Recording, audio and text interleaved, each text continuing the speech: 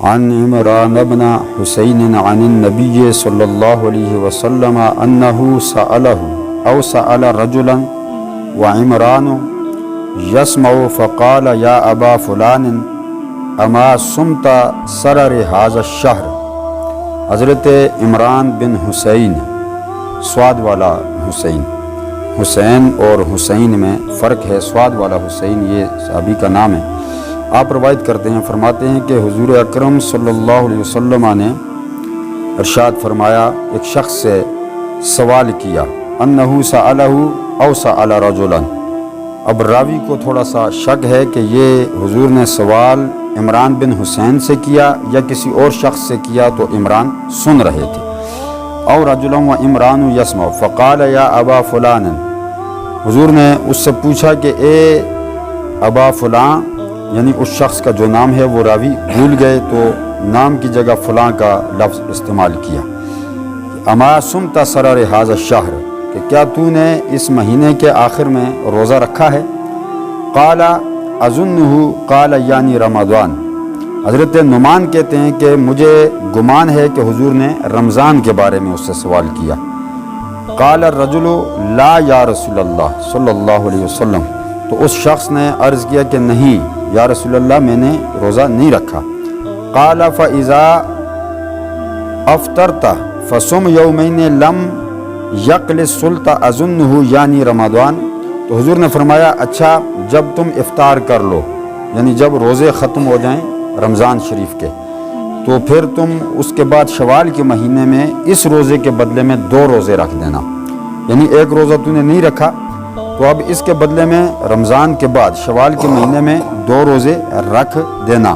امام بخاری فرماتے ہیں کہ حضرت ثابت نے مطرف سے اور آپ نے عمران سے، اور عمران نے حضور اکرم صلی اللہ علیہ وسلم سے جو روایت نقل کی ہے اس میں من سرر شابان کا لفظ جو ہے وہ استعمال ہوا ہے، یعنی شابان کا 15ویں دن کا روزہ۔ یہ جو راوی کو شک ہے کہ یہ رمضان کے روزے کی بات ہو رہی ہے، تو حقیقت میں یہ رمضان کے روزے کی بات نہیں ہو رہی، بلکہ یہ 15ویں شابان کے روزے کی بات ہو رہی ہے۔ سرر کہتے ہیں درمیان کو، یعنی شابان کے درمیان کے روزے میں حضور اکرم صلی اللہ علیہ وسلم نے اس سے شابان کے روزے کے بارے میں پوچھا کہ کیا تو نے شابان کا 15ویں دن کا روزہ رکھا ہے؟ تو اس نے عرض کیا کہ آقا نہیں، میں نے نہیں رکھا۔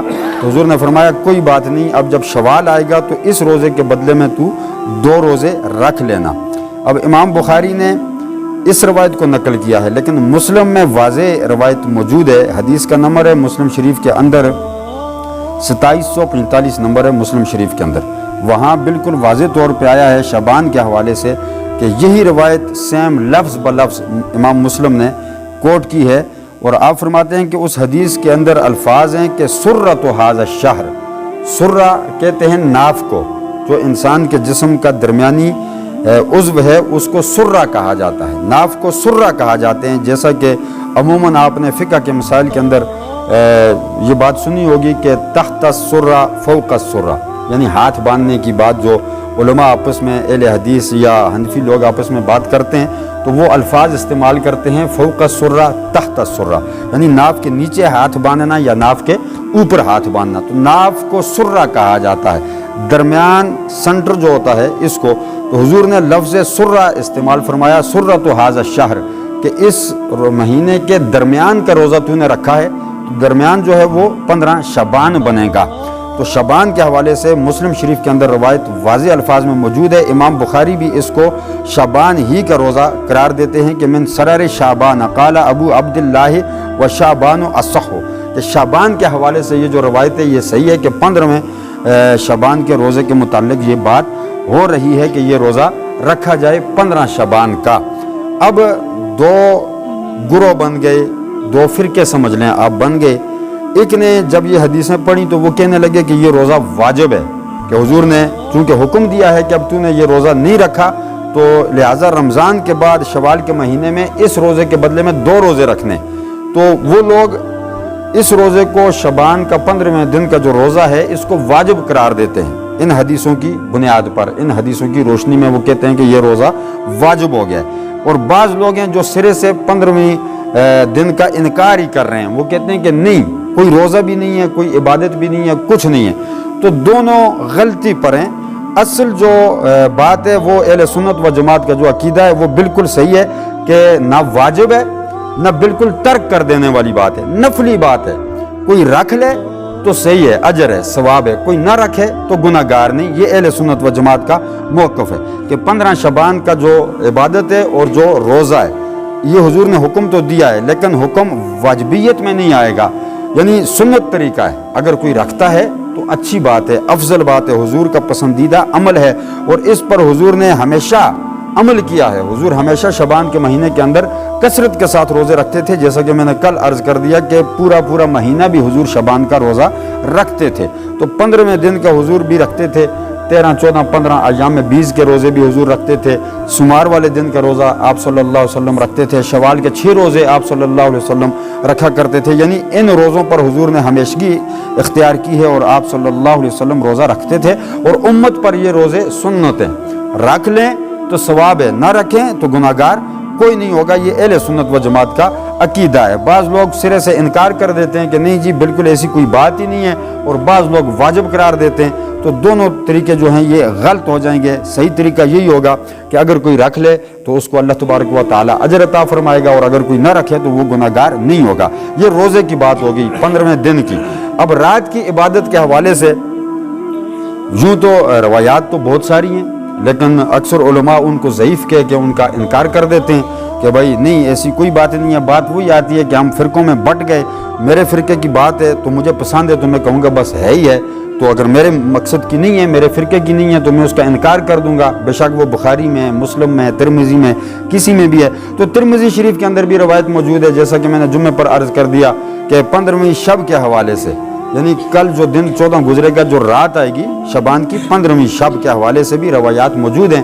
سیدہ عائشہ روایت کرتی ہیں کہ آپ صلی اللہ علیہ وسلم جنت البقیع میں بھی گئے، وہاں جا کر حضور نے دعائیں مانگی، اور پھر حضور نے بڑی طویل نماز ادا کی، بڑا لمبا قیام کیا، بڑا لمبا رکوع کیا، لمبا سجود کیا۔ مجھے گمان ہوا کہ کہیں روح مبارک کف سے انصری سے پرواز کر گئی۔ یہ رات کی عبادت کے حوالے سے بات ہو رہی ہے، 15ویں شب کی رات، اور یہ روایت بہقی کے اندر موجود ہے، مسند ابی یعلا کے اندر موجود ہے، دیگر کتب کے اندر، اور تمام صحیح کتب ہیں۔ کوئی ایسا بھی نہیں کہ کوئی عام کتابوں کی بات میں کر رہا ہوں یا عام نام لے رہا ہوں، ایسی بات نہیں۔ بہت اعلیٰ درجے کی کتابوں کے نام میں آپ کو بتا رہا ہوں کہ یہ بہت مانی ہوئی اور مستند قسم کی کتب ہیں احادیث کی، کہ ان کے اندر یہ حدیث تمام موجود ہیں۔ لیکن وہی بات ہے کہ فرقے کی نہیں تو انکار کر دیا، اس پر کوئی فرق نہیں پڑتا انکار کر دینے سے۔ لیکن اصل بات یہ ہے کہ پھر اہل سنت و جماعت کے یہاں یہی عقیدہ ہے، یہی موقف ہے کہ اگر کوئی آ جاتا ہے یار 15ویں شب کو عبادت کرتا ہے، نفل ادا کرتا ہے، ذکر و اذکار کرتا ہے، تسبیحات بیان کرتا ہے، تو اللہ ہی کی عبادت کر رہا ہے۔ اس لیے اس میں بھی کوئی قباحت اہل سنت و جماعت نہیں سمجھتے۔ کوئی آ جائے تو ویل اینڈ گڈ، وہ پڑھے، اللہ اس کو اجر عطا فرمائے گا، اور اگر کوئی نہیں آتا، نہیں پڑھتا، اپنے گھر میں رہتا ہے، تو وہ اس کا اپنا عمل ہے۔ ہم اس کو گناہ گار بھی نہیں کہتے، دین سے خارج بھی نہیں کرتے، اسلام سے خارج بھی نہیں کرتے، کفر و شرک کا فتویٰ بھی نہیں لگاتے، نہیں پڑھتا، اس کا اپنا عمل ہے، ان کا اپنا والوں کو تو لازمی بات ہے اللہ اجر عطا فرمائے گا، ضرور بالضرور عطا فرمائے گا۔ ہاں علماء کا ایک طریقہ رہا ہے کہ بعض علماء مغرب کی نماز کے بعد 14ویں شب کو، 14واں دن گزر کے 15ویں شب کو مغرب کی نماز کے بعد 3 دفعہ سورہ یاسین اس طریقے سے پڑھتے ہیں کہ ایک دفعہ سورہ یاسین پڑھی، اس کے بعد عمر کی درازی کے لیے، یعنی درازی عمر کے لیے، اپنی زندگی کی طویل زندگی کی دعا کرتے ہیں۔ ایک دفعہ یاسین پڑھنے کے بعد دوسری دفعہ یاسین پڑھتے ہیں، تو اس کا نیت اور مقصد اور دعا یہ ہوتی ہے کہ یا اللہ جتنی بھی آفات و بلیات میری زندگی میں آنے والی ہیں ان کو دور فرما دے، اور تیسری مرتبہ سورہ یاسین پڑھتے ہیں صرف اس لیے کہ یا اللہ تو اپنے سوا کسی اور کا محتاج نہ کر۔ تو اب مجھے بتائیں کہ ان باتوں میں کیا قباحت ہے، کیا بدعت والی بات ہے، کیا شرک والی بات ہے، کون سی بری بات ہے؟ اللہ کی عبادت کرنی ہے تو یہ علماء کا طریقہ ہے، ائمہ کا طریقہ چلا آ رہا ہے، اور ازل سے چلا آ رہا ہے، تابعین سے، صحابہ سے چلا آ رہا ہے، لوگ کر رہے ہیں۔ تو بعض لوگ انکار کر دیتے ہیں۔ بہرحال جس کا دل مانے وہ کل شب آئے انشاءاللہ۔ ارادہ میرا یہی ہے کہ ہم سحری کا انتظام کریں گے اور 15ویں دن کا روزہ رکھیں گے۔ سحری انشاءاللہ ارادہ یہی ہے کہ مسجد میں دیں گے، لیکن ابھی ارادہ میں کر رہا ہوں، کوئی پکی کنفرم بات نہیں ہے، لیکن لنگر حسب توفیق مجھ سے جو ہو سکا اپنی جیب سے میں کروں گا، جو ہو سکا وہ میں انشاءاللہ تمام احباب کو لنگر دوں گا۔ اور اپنے والدین کے اصال ثواب کے لیے، اور آپ احباب کے جتنے عزیز و اقارب چل بسے ان کے اصال ثواب کے لیے کل شب کی عبادت کو ہم مختص کریں گے۔ اللہ رب العزت ہمیں صحیح معنوں میں دین کی سمجھ عطا فرمائے۔ وآخر دعوانا ان الحمدللہ رب العالمین۔